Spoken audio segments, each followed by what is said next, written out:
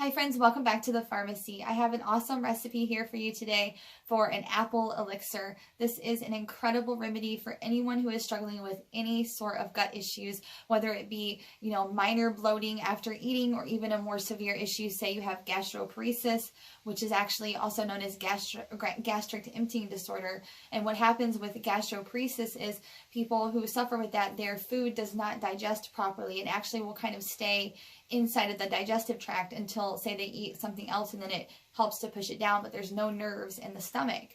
So that can actually be very harmful, and it can lead to rotting food inside of the digestive tract. And the apples will prevent actually the food from molding. Not only that, but they remove and bind harmful toxins from your digestive tract. That is a mouthful, digestive tract. And they will help to just promote overall really good gut health. Also, this is so good for heart and eye support as well. So this is just an awesome tincture. But we're going to actually make an elixir instead of a tincture. Now the difference is with an elixir, you're just adding something in to kind of sweeten it up a little bit. So we're going to use honey today. I really love using honey with my fruit tinctures. I just think it just gives it an added little bonus. It actually tastes good. It makes your medicine go down a little easier. So all you need for this, you're just going to need apples, the alcohol of your choice. I usually use vodka for all of my tinctures, but anything that you use, make sure it's 80 proof or higher and you're just fine. A lot of people like to use brandy with their apple elixirs, and I mean, I can understand that. I don't really like brandy, so I just stick with vodka. But if you want to use that, go for it. Now, like I said, all you'll need is your apples, the alcohol, and some honey. And you just need an ounce of honey for a 16-ounce mason jar recipe, so you don't need a lot of honey. But the first thing we're going to do is cut up some apples. Now, perhaps you have a handy little apple slicer like I used to have until my teenage son hulked it and somehow managed to crack it yesterday while he was having some of these apples that we just picked. So that was that. But we're just going to literally just kind of cut them up, like this, just so they'll fit into your jar. There's no right or wrong here. We're going to cut one up and see how much that gets us. We want to fill the jar about 3/4 of the way with our apple bits here. So we'll just keep going until we get this 3/4 of the way. And this one apple might do it. That was a monster. Yeah, I'd say that's more than enough actually without even finishing that off. So chickens will be happy. Okay, so now the next thing we're going to do is we're going to pour an ounce of honey. Now I have a shot glass here. This is a 2-ounce shot glass. Very, very, very professional measuring device.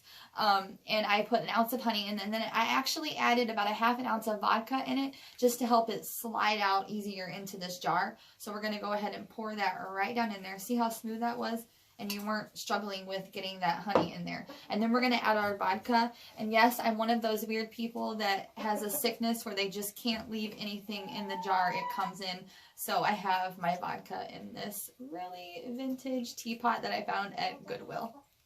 And I love it. So anyway, that's that. You're just going to simply pour the alcohol in. I'm sure you can kind of hear my chickens in the background right now. They can smell the apples. All right, so we're just going to push it down in there. Now, it's going to float. That's one thing you'll have with a lot of the tinctures. It'll float to the top, but that's okay. Just get enough alcohol that everything is completely submerged down in there. And then you are going to shake this up, just like that. And now your elixir is done for the most part. Now you need to actually sit it in a dark location for about 6 weeks. It takes 6 weeks for these things to cure, to pull all the medicine out, and to be a very potent little medicine for you. So wait that 6 weeks. Once the 6 weeks is up, you will strain this out into some little medicine dropper bottles.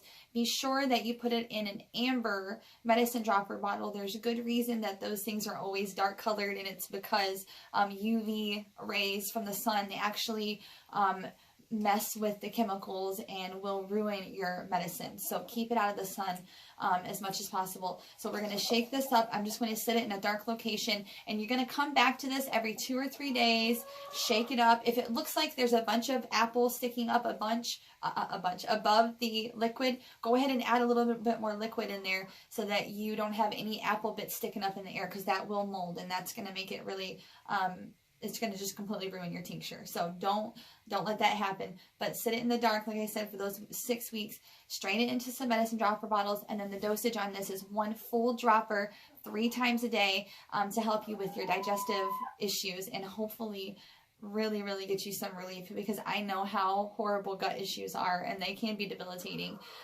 So I hope you try this one, my friend. It's a great one to have on hand. Take care of yourselves.